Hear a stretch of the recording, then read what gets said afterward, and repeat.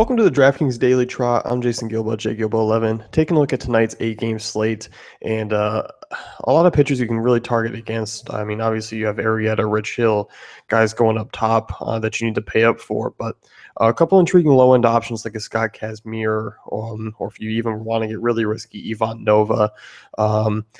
That you can kind of fit in that mid-range and kind of sit with some batting options. So look at the first game here. We have the Angels and Red Sox, Hector Santiago versus Clay Buchholz.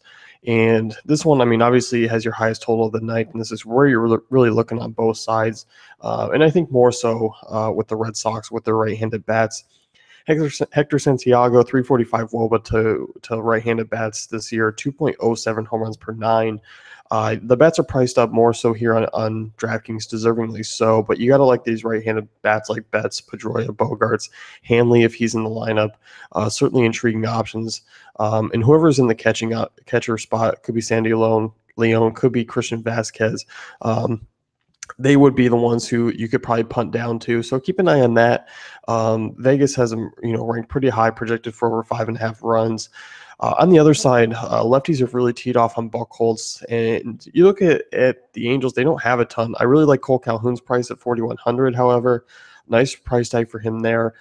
Daniel Nava is pretty cheap at 3.3. And you kind of have to see what this lineup looks like before it comes out. Obviously, the big names are in play. Mike Trout at 5.6. I do think Pujols is an interesting GPP play because Buchholz really hasn't been that great against righties either. So overall, I think the home run potential is really there for this Angels offense. You're going to get them at a little bit lower ownership than some of those Red Sox guys, especially a guy like Pujols. Trout's going to still carry a little bit higher ownership just because he's Mike Trout, but the price tag is pretty high on him. I'm limiting myself to just really the front five there. We're in consideration to the Red Sox. So you can kind of go deeper against Santiago.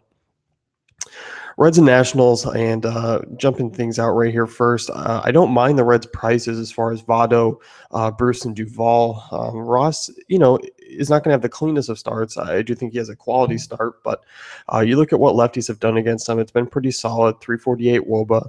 He doesn't allow a ton of home runs, but a 30% line drive rate, doesn't miss many bats for the left side. So I do think Votto at 4K is certainly playable in GPPs. Same thing with Jay Bruce. I even don't mind an Adam Duvall at 4.2 with his massive power, but limit yourself to tournaments. It's not the greatest of matchups, so I do think you got to get picky here, but I think there is some potential for those three bats. I'm looking at more so at the national side of things. I don't mind some of these secondary pieces here. I wasn't a fan on FanDuel at their prices, but those guys in the 3K range, like a Ben Revere, Jason Worth, Wilson Ramos, are certainly in play. Ryan Zimmerman as well. Obviously, Harper and Murphy, both over 5K, are pretty expensive. Strayed is a guy who does have blow potential, but he's also a guy who's kind of limited some damage this season. Obviously, he's coming off a really tough start against the Cubs, but overall, I mean, he's kind of flirted with that 3-4 earned runs. So I think you can be picky here. I'm not going overboard with the Nationals, but obviously the front five is always in play. Cubs and Mets, you got Jake Arrieta, Bartolo Colon going. Obviously, the Mets side of things taken off the board. The Cubs prices, I don't mind them here. I mean, I like a Ben Zobrist. I like a Jason Hayward, both under 4K. Obviously, Bryant and Rizzo are over 5K, as you would kind of expect. But you look at lefties against Bartolo Colon, just a 311 WOBA, but a 45% hard ball rate, 1.43 home runs per nine. Guys like Wilson Contreras, I don't mind, even though he's got the righty and righty matchup. Chris Bryant as well, but Hayward, Zobrist, and Rizzo really catch my eye. Even a punt play like Chris Coughlin, even at the back end of the lineup, I think has some potential at a second base and outfield eligibility. So Cubs have a relatively low Vegas total by their standards, but I do think they can put up some runs there. Pirates and A's next one here. This is another one where I'm kind of staying off those bats. I mean, Rich Hill, of course, come off his DL. You might not know what you're going to get from him, but I do think that swinging strike rate's still high enough. And overall, I think you just kind of stay away from the Pirates side. It would be extremely GPP-ish if you were looking at David Freese or McCutcheon, Jung Ho Kang, Starling Marte. They're all really cheap options and not a good hitter's park either. So it's extremely risky. Obviously, if you're building multiple lines, maybe you take a shot at some of those guys. But obviously, they haven't really been great against lefties. They haven't been great, and I think that strikeout rate's way too high for me to really trust them. Hill just misses too many at bats. I think you're kind of looking more so at the A side of things against Chad Kuhl. And you look at Oakland, 4.7 run total tonight. I really like their prices. I mean, Josh Reddick and Valencia both under 4K. Same with Stephen Vogt. Coco Crisp a little expensive for my taste. I don't mind a Jed Lowry punt play.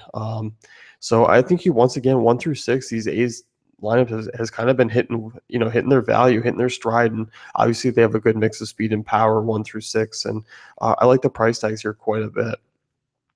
Yankees and Padres. I'm not looking at the Padres side of things, or the Yankees side of things. They are extremely cheap against Pomeranz.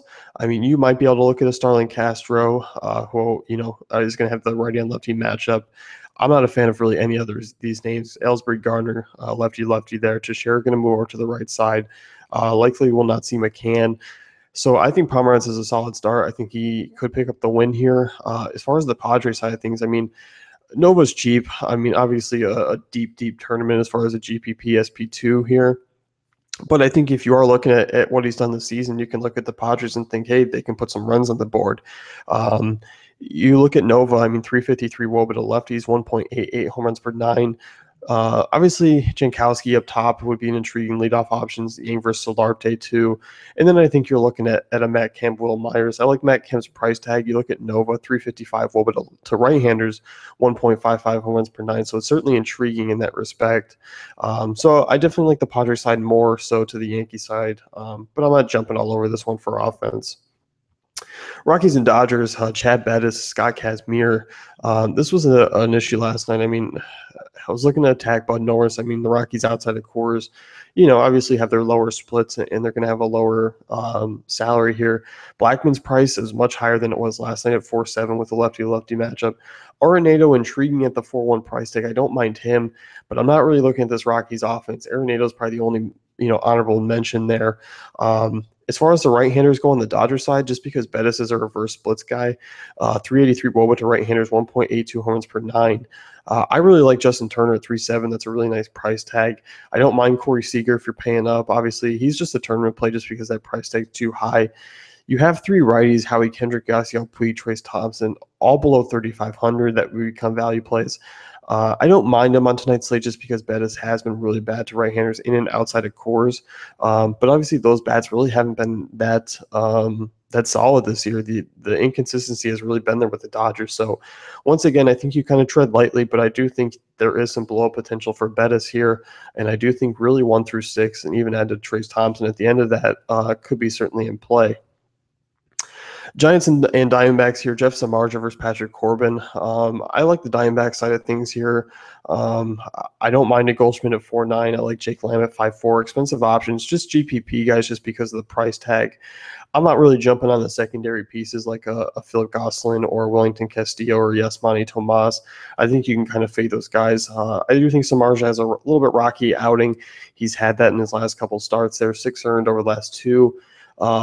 So I do think Goldschmidt and Lamb are kind of the 2 targets. I even don't mind a Segura. I think they're going to be a little bit lower owned just because those price tags are near a lot of guys in favorable spots. But Chase Field, friendly for power, friendly for offense. And Giant side of things, I do like a Posey up top at 4.9, obviously expensive. I don't mind a Brandon Crawford at 4.3. He's handled left-handed pitching, decently over his career. But outside of that, I mean, the other guys are kind of at price tags that you don't feel comfortable using, like a Pagan at 4.6. So I think you got to look. I mean, if Span's out of the lineup again, you might see another right-hander sneak up into the top of the lineup, and there might be some value there. So Giants will release their lineups pretty late, but always keep an eye on that one anyway. Last game of the night here, you got the Orioles and Mariners, Tyler Wilson versus James Paxton. Lefty-righty matchup for a lot of these Orioles guys.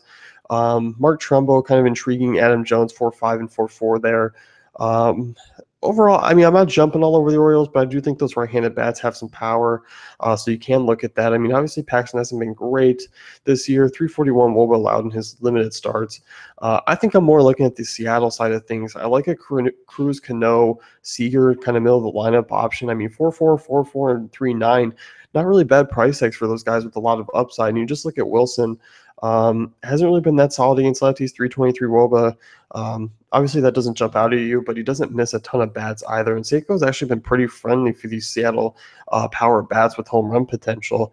And you can even look at a Seth Smith or a Leonis Martin up top. So 1 through 5, I think Seattle's an interesting stack tonight. And I think they're actually at a mediocre price tag for a lot of those guys. So I do think you can kind of target them with confidence there in cash games and GPPs. That's going to wrap things up here with the DK Daily Trot. Be sure to check out dailyfantasycafe.com for all our great tools and content.